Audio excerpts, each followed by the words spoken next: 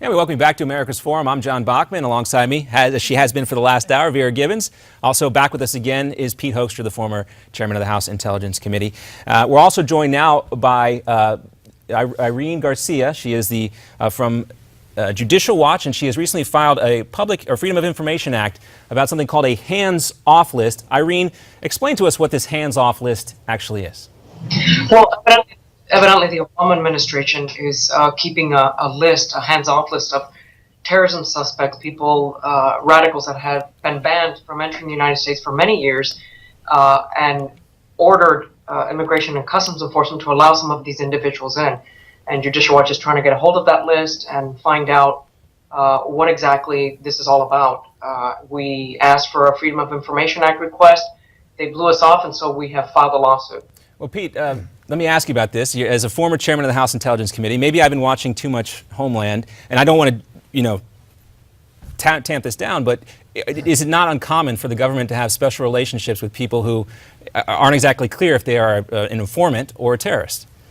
Is it uncommon to have that type of a relationship? Yes, it is. And so I have been watching too much Homeland. Yeah, but I mean, I think the real question to Irene is, I also do work with Steve Emerson at the Investigative Project on Terrorism, and we've been kind of looking at this issue as well, and I'm glad you filed the lawsuit because aren't you probably going to find a lot of members of the Muslim Brotherhood on this list who in previous administrations were banned from coming into the United States, and under this administration they've basically been allowed not only free reign into the United States but free reign to access into the White House and even into the State Department?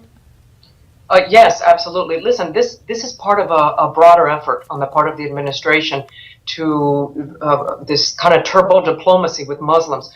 In 2010, Hillary Clinton, as Secretary of State, signed a special order to allow two radical Islamic academics, Tariq Ramadan and Adam Habib, to enter the United States. These were radical Islamic academics who for years were banned from entering the United States. So this is part of a broader effort. Yeah, this has been a fundamental shift by this administration as to who they are talking to and who they are allowing in. And I think if this list becomes public, Irene, I hope you get it, it's going to be eye-opening to a lot of people. And Irene, you mentioned that Chuck Grassley, the senator from Iowa, has also released internal DHS emails.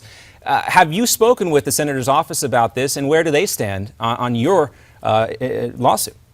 Yes, our attorneys in our Washington office have spoken to some of the staff members. This is how this all came out. The senator was investigating this, and as part of his investigation, he wrote a letter to the Department of Homeland Security where he disclosed some very disturbing emails between officials from Customs and Border Protection and Immigration and Customs Enforcement, because some of those agents were ordered to allow these folks with Muslim ties, with terrorist ties, to enter the United States. And one of the emails was an officer in the front line at a port of entry in this country questioning and being outraged that this individual, that he was being ordered to allow this individual to enter the United States. We believe the individual has ties to the Muslim Brotherhood.